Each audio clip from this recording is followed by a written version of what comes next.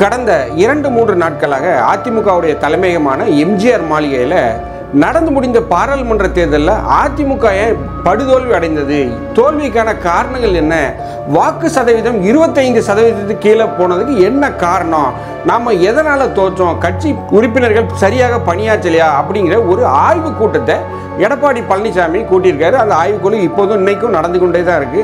இந்த ஆய்வு கூட்டத்தில் அப்படி என்ன முக்கியமான தகவல்களை உறுப்பினர்கள் சொன்னாங்க, மாவட்ட செயலாளர்கள் என்ன சொன்னாங்க, மேலும் பார்த்தீங்கன்னா 2 நாட்களுக்கு முன்பு எடப்பாடியோடைய இல்லத்தில் அவருடைய வீட்டில் அதிமுகவோட 6 முக்கிய அமைச்சர்கள் எடப்பாடியை சந்தித்து பேசியிருக்காங்க. அதாவது நம்முடைய நிலைமை சரியில்லை, போகிற போக்க பார்த்தா வாக்கு சதவீதம் கீழே போயிட்டு இருக்கு, ஸோ இப்படியே போச்சுன்னா நம்மளால் வெற்றி பெற முடியாது, திமுக நம்மளால் மிகப்பெரிய கட்சியாக வளர்ந்துடும் அப்படின்னு சொல்லிட்டு எடப்பாடியை சந்தித்து கிட்டத்தட்ட 6 முக்கிய முன்னாள் அமைச்சர்கள் 2.5 மணி நேரம் வரைக்கும் எடப்பாடியோட உரையாடிட்டு இருந்திருக்காங்க.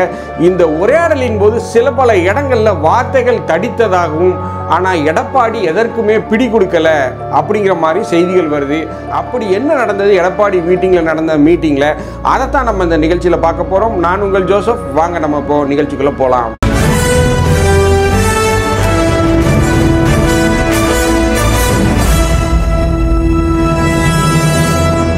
கடந்த 2-3 நாட்களாக அதிமுகவில் ஒரு ரிவ்யூ மீட்டிங் போயிட்டு இருக்கு எம்ஜிஆர் மாளிகையில். அதாவது நடந்து முடிந்த பாராளுமன்ற தேர்தலில் நம்முடைய தோல்விக்கு என்ன காரணம், எதனால் அதிமுக படுதோல்வி அடைந்துச்சு, இந்த படுதோல்வி அடைவதற்கு என்ன காரணம், கட்சியில் இருக்கக்கூடிய மெம்பர்கள் உறுப்பினர்கள் வேலை செய்யலையா, அடிமட்ட தொண்டர்கள் யாருமே வேலை செய்யலையா, எதனால் நம்ம தோத்தோம் அப்படிங்கிற ஒரு ஆய்வு கூட்டம் நடந்தது.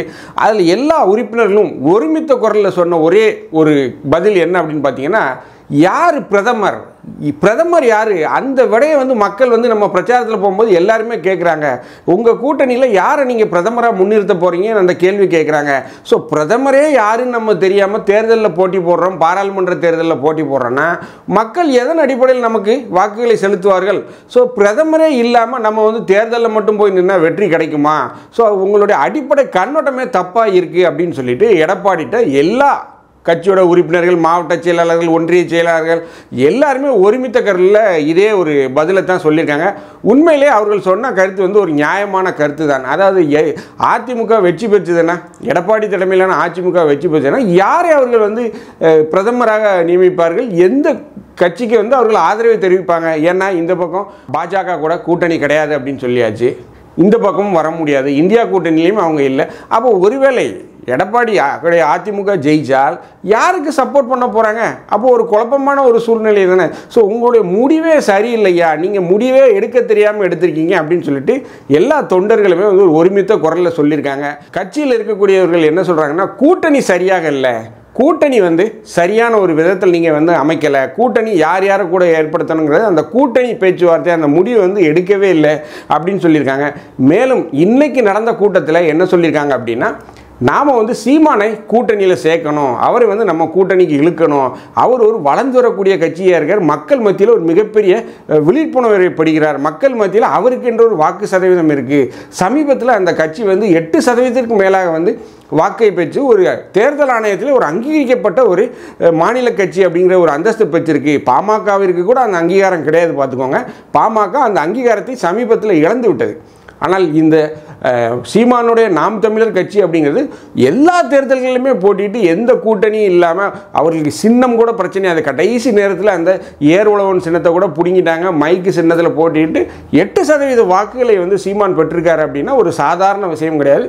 சீமான் அந்த தலைமை பண்பிற்கு, அவருடைய கட்சியை வழிநடத்த விதத்திற்கு தேர்தல் ஆணையம் கொடுத்து ஒரு அங்கீகாரமாக தான் நான் அதை பார்க்குறேன். ஸோ சீமானை நம்ம கூட்டணியில் சேருங்க, சீமான் வந்தார்னா நமக்கு ஒரு மிகப்பெரிய பலம் அப்படிங்கிறத இன்னைக்கு நடந்த கூட்டத்தில் கட்சியில் அந்த மீட்டிங்கில் பங்கேற்ற மாவட்ட செயலாளர்கள், இணை செயலாளர்கள், ஒன்றிய செயலாளர்கள் எல்லாருமே பதிவு பண்ணியிருக்காங்க.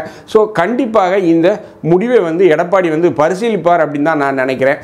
மேலும் சீமானை அதிமுக சேர்த்து விட்டது அப்படின்னு பார்த்தீங்கன்னா, கூட்டத்துக்கு ஒருவேளை சீமான் அதிமுக கூட்டணிக்கு போகிறாரு அப்படின்னு பார்த்துக்கிட்டிங்கன்னா மிகப்பெரிய அளவில் திமுகவுக்கு ஒரு சிக்கலை ஏற்படுத்துவார். அதில் எந்த மாற்று கருத்தும் கிடையாது. திமுகவிற்கு ஒரு மிகப்பெரிய சிக்கலை ஏற்படுத்துவார். ஏன்னா சீமானுக்கு என்று ஒரு 8% ஓட்டுகள் இருக்குது, அதிமுகவிற்கு சராசரியாக பார்த்தீங்கன்னா ஒரு 28-29% ஓட்டுகள் இருக்குது. இப்போ சமீபத்தில் அவங்களுக்கு அந்த 25% குறைந்திருக்கு. அது வந்து கட்சியில் ஒரு உட்கட்சி பிரச்சனை இருக்குது. ஸோ அதெல்லாம் சரியாயிடுச்சுன்னா கண்டிப்பாக அவர்கள் பழைய நிலைமை அடைந்து விடுவார்கள். ஸோ அவர்களுக்கென்று அந்த 28-29% ஏறக்குறைய 30% வச்சுக்கோங்களேன். அதிமுகவுடைய 30%, சீமானுடைய 8%, 38% வச்சுக்கிட்டாங்கன்னா 2 கட்சியும் சேர்ந்தாலே மிகப்பெரிய அளவில் ஒரு டஃப்பை கொடுத்துருவாங்க திமுகவிற்கு. ஸோ அது வந்து திமுகவிற்கு ஒரு மிகப்பெரிய சிக்கலாக அமையும். அடுத்து வந்து பார்த்திங்கன்னா விஜய்க்குமே வந்து அவரும் கட்சி ஆரம்பிக்க போகிறேன்னு சொல்லிட்டாரு. ஆனால் என்னைக்கு ஆரம்பிப்பாரு எப்படின்னு தெரியல. வந்தே பாரத் எக்ஸ்பிரஸ் மாதிரி தமிழக வெற்றி கழகம் போவோம் அப்படின்னு நம்ம பார்த்தா அது வந்து பார்த்திங்கன்னா பேசஞ்சர் ட்ரெயின் மாதிரி சாக்கான்னு போயிட்டுருக்கு. என்றைக்கு அது ஸ்பீடு எடுத்து என்றைக்கு கட்சிக்கு கொடி ஆரம்பிக்கணும், கொள்கை அறிவிக்கணும், சின்னத்தை அறிவிக்கணும், ஊராக கொடி ஏற்றணும், இவர் சுற்றுப்பயணம் போகணும், இதெல்லாம் போய் மக்களை சந்தித்து வேட்பாளர்களை அறிமுகம் செய்து தேர்தலில் போட்டியிடுறதுக்குள்ள விஜய்க்கு ஒரு வழி ஆயிடுவார். இன்னமும் அவர் வந்து அந்த கட்சி பணிகளில் ஒரு வீரியம் காட்டலை, ஒரு சுணக்கம் காமிச்சிட்ருக்காரு அப்படிங்கிறது தான் தெரியுது. அவர் வேகம் எடுக்கணும். பேசஞ்சர் ரயிலிருந்து வந்தே பாரத்தாக மாறணும். வந்தே பாரத் மாறணும்னா வந்தே பாரத்தே வேகமாக போதான்னு கேட்காதீங்க. ஸோ இப்போ ஏற்பட்ட சூழ்நிலையில் அதிமுக, சீமான் ப்ளஸ் விஜய் இந்த கூட்டணி வந்துச்சுன்னா திமுகவிற்கு ஒரு மிகப்பெரிய வீழ்ச்சியடையும். திமுகவை தோற்கிறதுக்கு தான் வாய்ப்பு இருக்குது அப்படிங்கிறத நம்ம இந்த வீடியோவில் பதிவு பண்ணுறோம். 2 நாட்களுக்கு முன்பு எடப்பாடியுடைய இல்லத்தில் ஒரு மீட்டிங் நடந்திருக்கு சேலத்தில். அதில் வந்து பார்த்திங்கன்னா அதிமுகவுடைய முன்னாள் அமைச்சர்கள் 6 அமைச்சர்கள் பங்கேற்றிருக்காங்க. யார் அப்படின்னு பார்த்தீங்கன்னா சிவி சண்முகம், வேலுமணி, தங்கமணி, செங்கோட்டையன் ப்ளஸ் வந்து பார்த்திங்கன்னா அன்பழகன் போன்ற ஒரு 6 முன்னாள் அமைச்சர்கள் வந்து அதில் பங்கேற்றிருக்காங்க. இந்த மீட்டிங் வந்து பார்த்திங்கன்னா கிட்டத்தட்ட ஒரு 2லேருந்து 2.5 மணி நேரம் போயிருக்கு. ஸோ இதில் அவங்க பேசினது என்ன பார்த்திங்கன்னா, தொடர்ச்சியாக உங்கள் தலைமையில் வந்து நாங்கள் வந்து தோல்வியை தான் சந்திச்சுக்கிட்டு இருக்கோம். மேலும் வாக்கு சதவீதம் கடந்த பாராளுமன்ற தேர்தலில் நமக்கு 25% கீழே போயிடுச்சு. ஸோ இப்படியே போச்சுன்னா நம்முடைய கட்சி தொண்டர்கள் வந்து ஊக்கத்தை இழந்துருவார்கள், எல்லாமே சோர்ந்து போயிட்டாங்க. ஸோ கட்சிக்கு ஒரு குறைந்தபட்ச வெற்றி அப்படிங்கிறது தேவைப்படுது. ஒரு டானிக் மாதிரி ஒரு குறைந்தபட்ச வெற்றி அப்படிங்கிறது தேவைப்படுது. உங்கள் தலைமையின் கீழே அந்த வெற்றியை வந்து கொடுக்க முடியல அப்படிங்கிற மாதிரி எல்லாருமே பேசியிருக்காங்க. இந்த பேச்சுவார்த்தையின் போது இடையில சிவி சண்முகம் வந்து எடப்பாடியை பார்த்து, நீங்கள் என்ன அம்மாவா மாதிரி நீங்கள் பேசிக்கிட்டே இருக்கீங்க, நீங்கள் என்ன அம்மாவை போன்ற ஆளுமையுடையவர்களா அப்படின்னு சொல்லி ஒரு வார்த்தையை போட்டு தடித்த வார்த்தைகள் எல்லாம் பிரயோகித்த மாதிரி செய்திகள் வருது. பட் இந்த செய்திகள் எந்த அளவுக்கு உண்மை அப்படின்னு தெரியல. ஆனால் இந்த சந்திப்பு நடந்தது அப்படிங்கிறத மூத்த பத்திரிகையாளர் திரு SP லக்ஷ்மணன் தன்னுடைய ட்விட்டர் பதிவில் போட்டிருக்காரு. ஸோ நெருப்பின்றி புகையாது இல்லையா? ஸோ அரசியலில் எது வேண்டுமானாலும் நடக்கலாம்.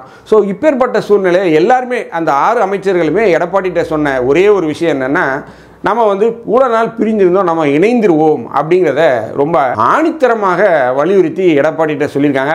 எடப்பாடி அதுக்கு வாய்ப்பே இல்லை, யாரை வேணாலும் நான் வந்து கூட்ட சேர்க்குற மாதிரி இல்லை, ஓபிஎஸ்ஸையும் சசிகலாவை நான் சேர்க்குற மாதிரியே இல்லை அப்படிங்கிறத அவர் சொல்லியிருக்காரு. மேலும் வந்து அந்த மீட்டிங்கில் வந்து பார்த்திங்கன்னா கண்டிப்பாக ஓபிஎஸ்ஸை நம்ம சேர்க்கணும் அப்படிங்கிற அந்த வார்த்தையை வந்து அவங்க 6 பேருமே சொல்லியிருக்காங்க. ஏன்னா ஓபிஎஸ்ஸுக்கு என்று ஒரு வாக்கு இருக்குது, அந்த முத்தரையர்கள் வாக்கு. அந்த முத்தரையர்கள் வாக்கு எப்போ வந்து அதிமுகவுக்கு வந்து சேரும், ஒருங்கிணைந்த அதிமுகவில் இருந்தால் தான் அந்த முத்தரையர் சமூகத்துடைய வாக்கு வந்து லம்பாக வந்து அதிமுக வரும். ஓபிஎஸ் பிரிந்து பலாப்பழம், வாழைப்பழம், கொய்யாப்பழம் சின்னத்தில் போட்டி போட்டாருன்னா எவனும் ஓட்டு போட மாட்டான். கண்டிப்பாக ஓபிஎஸ் ரெட்டலையில் ஒருங்கிணைந்த அதிமுகவில் ரெட்டலையில் நின்னா தான் அவருக்கு வந்து அந்த முத்தரையர்கள்ங்கிற ஓட்டு வந்து ஓபிஎஸும் கிடைக்கும், அதிமுகவும் அதை வந்து கொத்தாக அள்ளி செல்ல முடியும். ஸோ இதுதான் சூழ்நிலை. ஆனால் எடப்பாடி எதற்குமே பிடி கொடுக்கவில்லை. நான் யாரையும் உள்ளே சேர்க்குற மாதிரி இல்லை, ஓபிஎஸ் வெளியேறினதா அவர் உள்ளே சேர்க்க மாட்டேன் அப்படிங்கிற மாதிரி சொல்லியிருக்காங்க. ஸோ என்ன எதுவாக இருந்தாலும் எடப்பாடி வந்து அந்த கிரவுண்ட் ரியாலிட்டி, அதாவது நடப்பு சிந்தனைகள்னு சொல்லுவோம் இல்லையா, நடப்பை உணர்ந்து ஃபேக்ட் என்னவோ அதை உணர்ந்து அவர்களை அணைத்துக் கொள்ளணும். அதாவது வந்து பார்த்திங்கன்னா ஒரு நிறுவனங்கிறது வந்து யாரோ எத்தனையோ பேர் வருவாங்க, ஒரு கட்சிங்கும் போது எத்தனையோ தலைவர்கள் வருவாங்க. எம்ஜிஆர் வந்தார், ஜெயலலிதா வந்தார், இப்போ எடப்பாடி வந்தார், ஓபிஎஸ் வந்தார், சசிகலா வந்தார், எல்லாரும் வருவார்கள் போவார்கள். ஒரு மிகப்பெரிய ஆலமரம் அதிமுக அப்படிங்கிறது. பறவைகள் மாதிரி தலைவர்கள் வந்து தங்கி செல்வது உண்டு. ஸோ அதே போலத்தான் ஓபிஎஸ் பல்வேறு கருத்துக்களில் இருந்தாலும் அவரை அரவணைத்து எடப்பாடி வந்து கொண்டு செல்லணும். அதான் கிரவுண்டு ரியாலிட்டி. அதை அவர் செய்ய தவறினால் 2026 மிகப்பெரிய ஒரு சிக்கலை சந்திக்கும். அதுக்காக நம்ம ஓபிஎஸ்க்கு முட்டு கொடுக்குறோம் அப்படின்னு சொல்லிடாதீங்க. அவர் வந்து அதிமுகவில் ஒரு நீண்ட நெடிய பயணத்தை கூடையவர், அவருக்கு என்று ஒரு அடையாளம் இருக்குது. ஸோ அவர் அதிமுகவுடைய ஒரு முகமாகத்தான் பார்க்கப்பட்டவர். ஓபிஎஸ். ஸோ எல்லாருடைய சிந்தனைகளுமே அந்த மீட்டிங்கில் பேசின 6 பேருமே என்ன சொல்லியிருக்காங்கன்னா, நாம் அப்படி பிரிந்து இருக்க வேண்டாம், எல்லாருமே ஒன்றிணைந்து ஒன்று சேருவோம், டிடிவி, ஓபிஎஸ், சசிகலா அப்படிங்கிற மாதிரிலாம் பேசியிருக்காங்க. சசிகலா வந்து ஒரு உள்ளே வந்தால் எடப்பாடிக்கு வந்து ஒரு மிகப்பெரிய அச்சம் இருக்குது, கட்சியை கைப்பற்றி விடுவார், டிடிவியும் சசிகலாவும் இணைந்து வந்து கட்சியை கைப்பற்றி விடுவார், நம்மை டம்மி ஆக்கி விடுவார்கள் அப்படிங்கிற ஒரு எண்ணம் இருக்குது. தமிழில் ஒரு பழமொழி இருக்குது, வினை விதைத்தவன் வினை அறுப்பான், திணை விதைத்தவன் திணை அறுப்பான். நம்ம என்ன செய்கிறோமோ அதான் நடக்கும். ஸோ அந்த ஒரு நிலையில் தான் எடப்பாடி தற்போது இருந்து கொண்டிருக்கிறார்.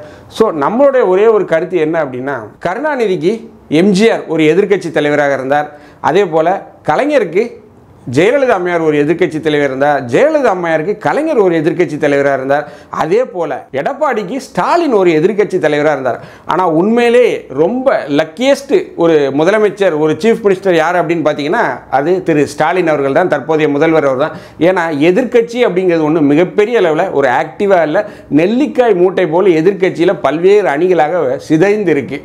ஸோ இதனால தான் வந்து பார்த்திங்கன்னா திமுகவில் தொடர்ச்சியாக அந்த வெற்றிகளை பெறுவதற்கும் வந்து ஒரு காரணம் அப்படின்னு தான் சொல்லுவேன். ஸோ அந்த எதிர்க்கட்சி அப்படிங்கிறது வந்து கண்டிப்பாக ஒன்று இருக்கணும். அப்போது தான் வந்து பார்த்திங்கன்னா அந்த நடக்கக்கூடிய நிகழ்வுகளை, தவறான நிகழ்வுகளை அவர்கள் சுட்டி காட்டி கொண்டிருப்பார்கள். ஸோ அதனால் நம்மளை பொறுத்த வரைக்கும் அதிமுக ஒருங்கிணைந்து ஒரு சரியான எதிர்க்கட்சியாக இருந்து திமுக அரசுக்கு எதிரான கேள்விகளை கேட்க வேண்டும் அப்படிங்கிறது தான் நம்மளுடைய பார்வை. இந்த வீடியோ உங்களுக்கு பிடிச்சிருந்துச்சுன்னா தயவுசெய்து லைக் பண்ணுங்கள், ஷேர் பண்ணுங்கள், சப்ஸ்கிரைப் பண்ணுங்கள்.